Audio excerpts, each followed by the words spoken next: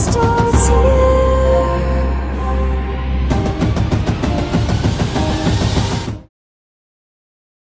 আশিদের সাথে বেজে উঠেছে আলোকমণি ধরণীর বহিরাকাশে অন্তরিত মেঘমালা প্রকৃতির অন্তরাকাশে জাগরিত জ্যোতির্ময়ী জগন্মাতা।